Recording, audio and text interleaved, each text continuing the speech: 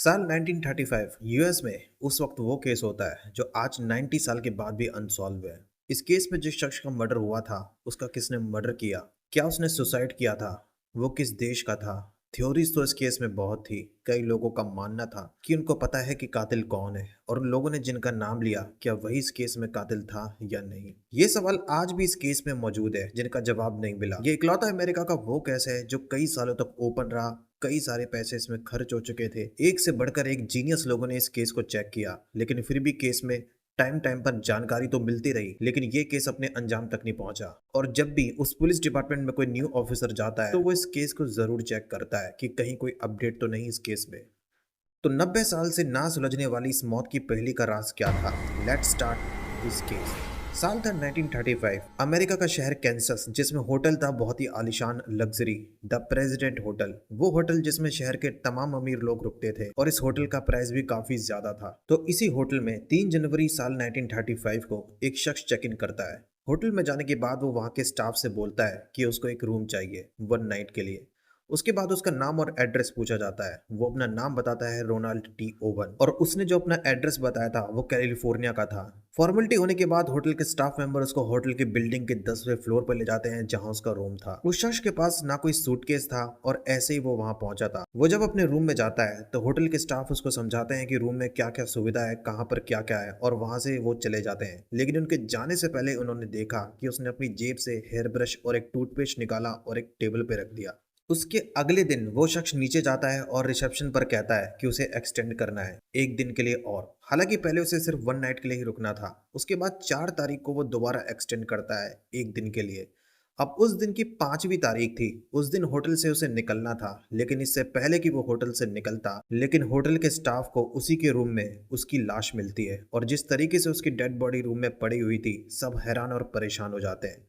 उसकी बॉडी पर अनगिनत चाकू के निशान थे। जमीन पर, दीवार पर, रूम के कई जगह पर खून के धब्बे लगे हुए थे। लग रहा था कि बहुत बेरहमी से उसका मर्डर किया गया था। जिस होटल में अब तक कोई क्राइम हुआ नहीं था, अचानक इतने आलीशान होटल में इतना खतरनाक क्राइम हो गया। होटल के स्टाफ मेंबर और जितने भी लोगों को इस मर्डर का पता चला, सब सन्न रह गए। किसी को कुछ समझ नहीं आ रहा कि आखिर किसने उसका मर्डर कर दिया। उसके बाद फौरन होटल के स्टाफ कैंसस पुलिस डिपार्टमेंट में कॉल करते हैं और इस घटना की खबर देते हैं, और पुलिस फौरन खबर मिलते ही उस होटल में पहुंच जाती है। पुलिस भी हैरान थी जिस तरह से उसका मर्डर किया गया था।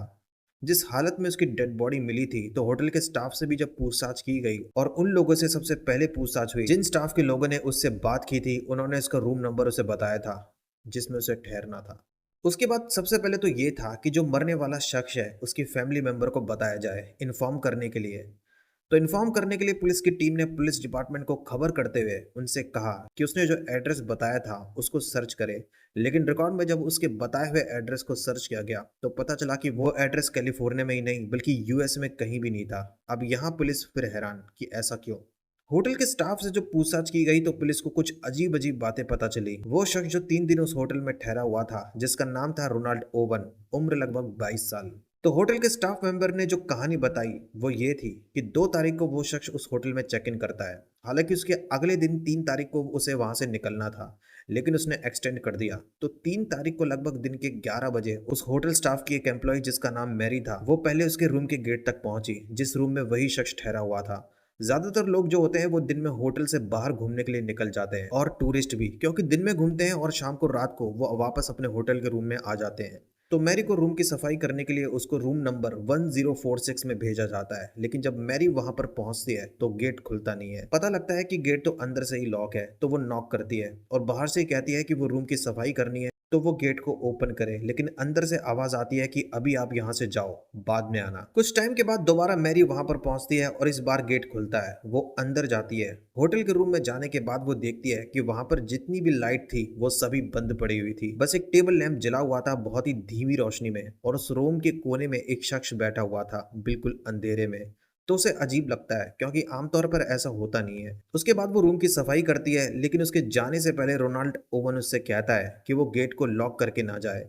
उसके बाद वो रूम से बाहर निकलता है क्योंकि उसे होटल से बाहर जाना था। लेकिन वो जाने से पहले ये भी कहता है कि उसका गेस्ट वहां पर आने वाला है, तो जब वो रूम की सफाई करने के बाद वहां से निकले तो गेट को लॉक ना करे, क्योंकि उसका जो गेस्ट आने वाला है वो उसका वेट कर लेगा। तो रूम की सफाई करने के बाद रूम के दरवाजे को ऐसे ही ओपन छोड़कर वह हाउस कीपिंग मेड उस होटल के रूम से निकल जाती है। लेकिन 4 घंटे के बाद जब मैरी दोबारा उस रूम में जाती है क्योंकि उसे एक फ्रेश टॉवल रूम में पहुंचाना था, तो वो देखती है कि उस रूम का जो गेट था वो अभी भी अनलॉक ही पड़ा हुआ था। उसके बाद वो कमरे के अंदर जाती है और देखती है कि टेबल पर एक नोट पड़ा हुआ है जिस पर एक मैसेज लिखा हुआ था, और उस नोट पर लिखा हुआ था, Don I will be back in 15 minutes. तो बस उसने ये नोट पढ़ा और टॉवल रखने के बाद वो वहां से निकल गई।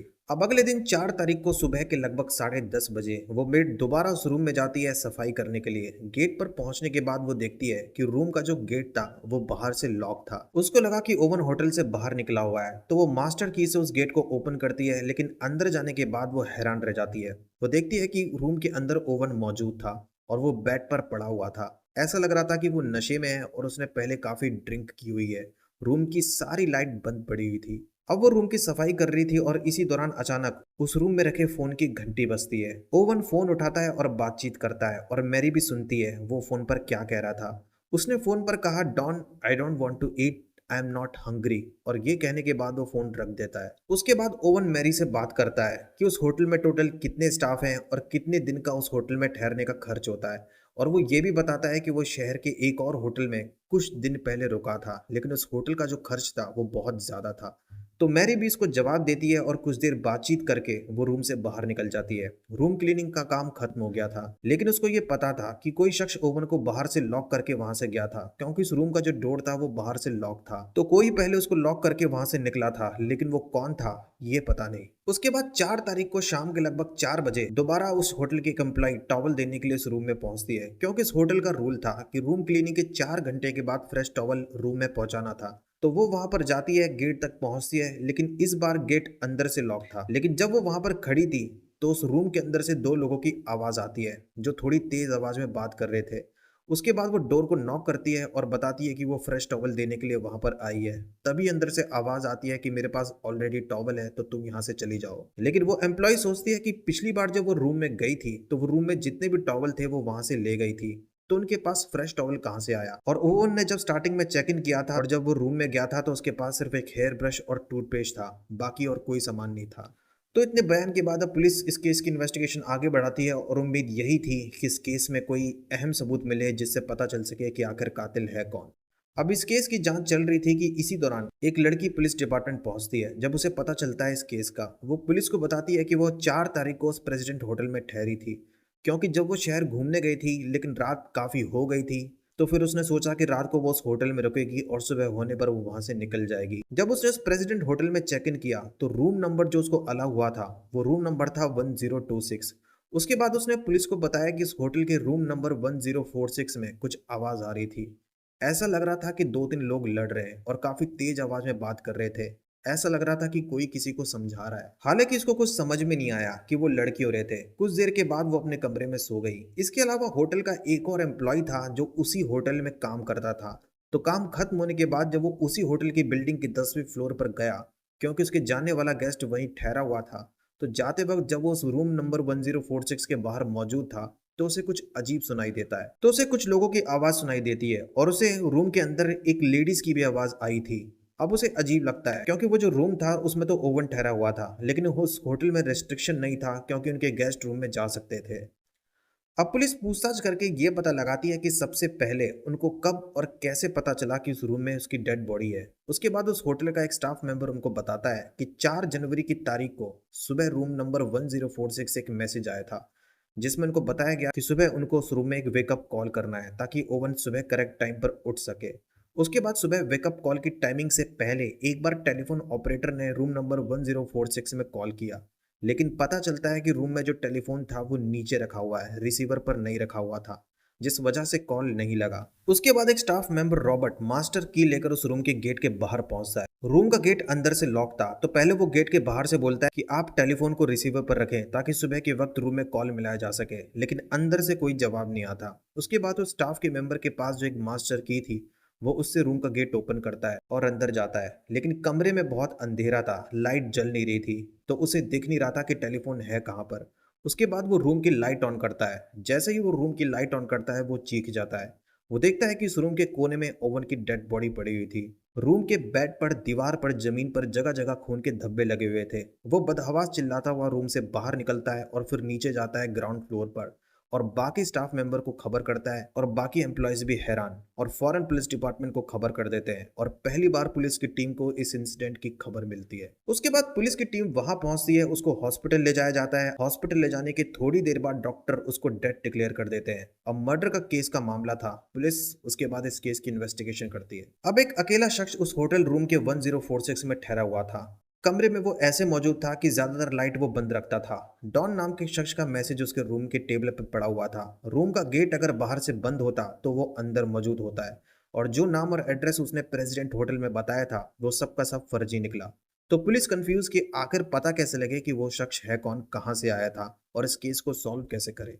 अब पुलिस की टीम ने डॉक्टर से बात की कि कहीं उसने सुसाइड तो नहीं किया। डॉक्टर ने कहा नहीं, शरीर में अनगिनत चाकू से वार किए गए थे, बहुत बेरहमी से उसका मर्डर किया गया था और सुसाइड करने वाला शख्स खुद को कभी इतने जख्म नहीं पहुंचाएगा और उस रूम में कोई भी क्लू नहीं मिला जिससे कातिल तक पहुंचा जा सके और वो हथियार भी पुलिस को नहीं मिला था जिस चाकू से उसका मर्डर किया गया था।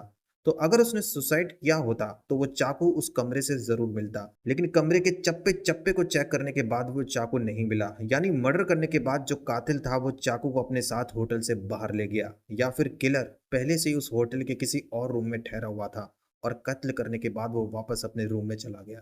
इस केस में एक और अजीब बात थी कि कोई भी गेस्ट जब किसी भी होटल में जाता है तो बाथरूम में टॉवल, शैम्पू और सोप ये सभी चीजें रखी होती है और द प्रेसिडेंट होटल में भी ये सभी चीजें रखी हुई थी।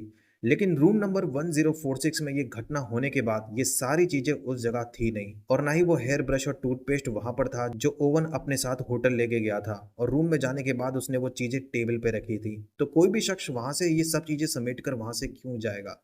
उसने जो नाम बताया, जो एड्रेस बताया था वो ऑलरेडी पुलिस को पता चल गया कि वो सब फर्जी था। वो एड्रेस यूएस के किसी भी शहर में था नहीं। पुलिस को जो फोरेंसिक एक्सपर्ट से रिपोर्ट मिलती है उसके अकॉर्डिंग रोनाल्ड ओवन की डेथ 12 बजे के बाद फिफ्थ डेट जब शुरू हुई तो 1 बजे से लेकर 4 बजे के दौरान हुई थी और उसके कुछ ही घंटे के बाद सुबह होटल के स्टाफ को उसके मर्डर का पता चला।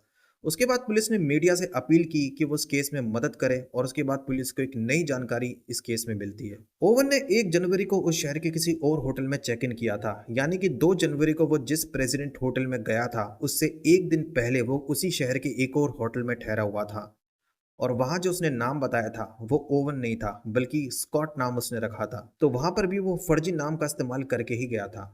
तो पुलिस को समझ नहीं आ रहा था कि उसने एक दिन बाद होटल को चेंज कर लिया और अपना नाम भी चेंज कर लिया, ऐसा क्यों।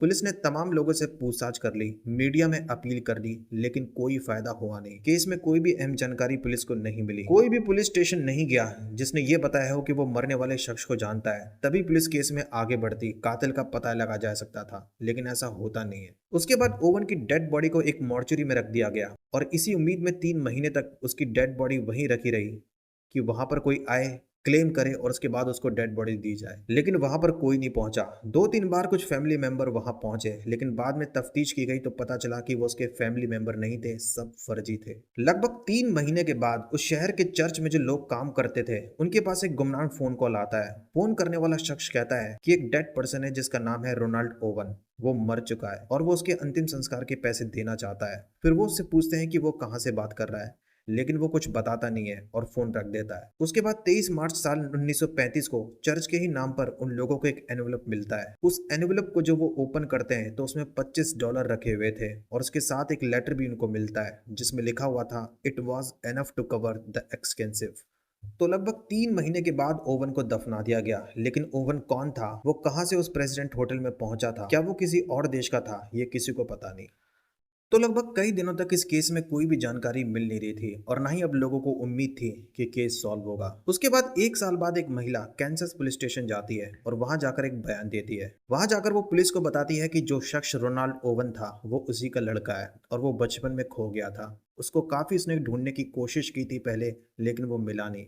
लेकिन जब उसने कुछ ही टाइम पहले उसकी फोटोग्राफ न्यूज़पेपर में देखी तो उसने उसे पहचान लिया। उसको लगा कि ये उसी का लड़का ओवन है जो बचपन में खो गया था। लेकिन जब बाद में फिर पुलिस ने इस केस की जांच की, पता लगाया कि वाकई में वो सही बोल रही है और वो लेटर भी पुलिस ने चेक किया जो महिला ने दावा किया था कि वो उसी ने उसको भेजा था, उससे भी कुछ पता नहीं चला। तो पुलिस को लगा कि वो महिला झूठ बोल रही है और अगर वो झूठ नहीं बोल रही तो ओवन उसका लड़का नहीं है जो बचपन में खोया था, वो कोई और है। तो उस टाइम कैंसस पुलिस इस केस को सॉल्व नहीं कर पाई और आज तक किसी को मालूम नहीं कि वो शख्स कौन था, कहां से उस प्रेसिडेंट होटल में गया था, उसका मर्डर क्यों किया गया, कातिल कौन था। अब लेकिन क्योंकि पुलिस को ये तो पता था कि ये सुसाइड नहीं है, लेकिन इस केस में कुछ थ्योरीज थी और पुलिस ने ये बताया कि इन सभी थ्योरीज में कोई ना कोई थ्योरी पुलिस के अकॉर्डिंग बिल्कुल सही थी।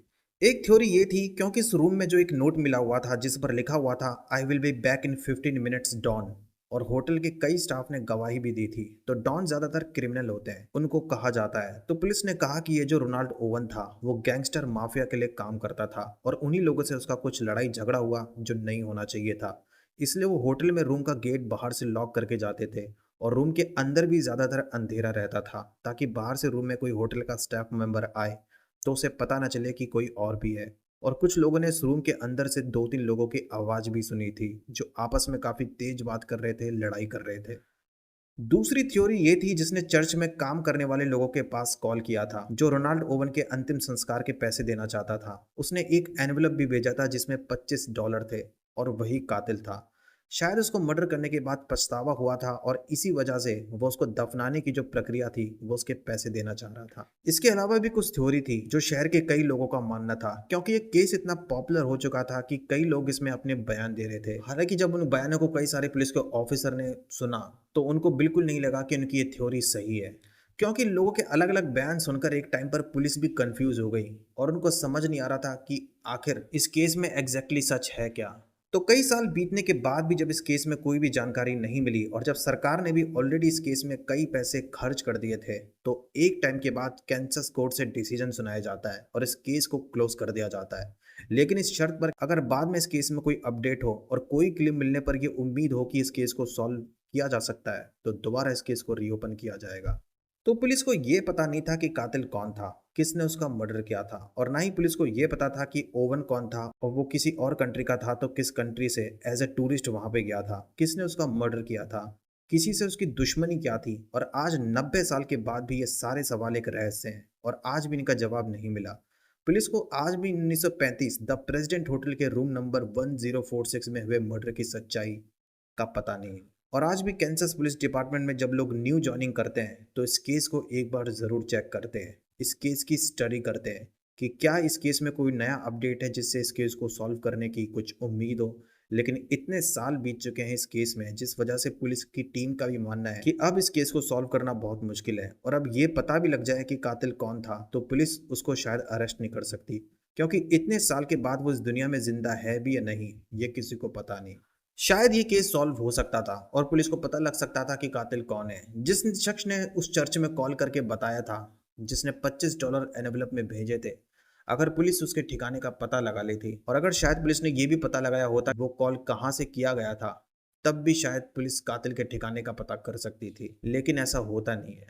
पुलिस ने ये तो पता लगा लिया था कि उसने फोन बूथ से कॉल किया था, लेकिन वहां पहुंचने के बाद भी पुलिस को कई सारे नंबर मिले और पुलिस उस नंबर को ट्रैक नहीं कर पाई। उस टाइम का पता नहीं चल पाया जब उस शख्स ने उस चर्च में कॉल किया था। अगर उस नंबर का उस टाइम का पुलिस को पता चल जाता और पुलिस को ये पता चल जाता कि उस वक्त उस टाइम में वहां कौन मौजूद था और अगर सीसीटीवी कैमरे भी उस वक्त होते तो शायद इस केस में और हेल्प मिल सकती थी। लेकिन ये साल 1935 का था, टेक्नोलॉजी इतनी एडवांस नहीं थी और ना ही सीसीटीवी कैमरे थे और डीएनए की टेक्नोलॉजी भी इतनी हाई फाई नहीं थी जिससे इस केस में हेल्प हो सके।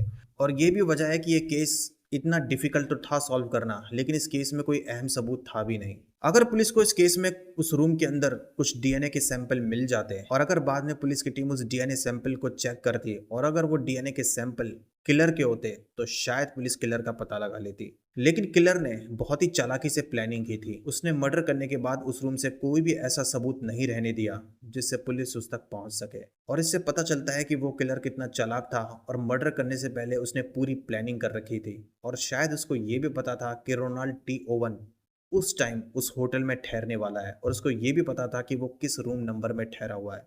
हालांकि पुलिस को शक ये भी हुआ कि जो किलर था वो मर्डर करने के बाद उसी होटल के किसी और रूम में रुका हुआ था, लेकिन किसी तरीके से वो होटल से बचकर वहां से भाग गया।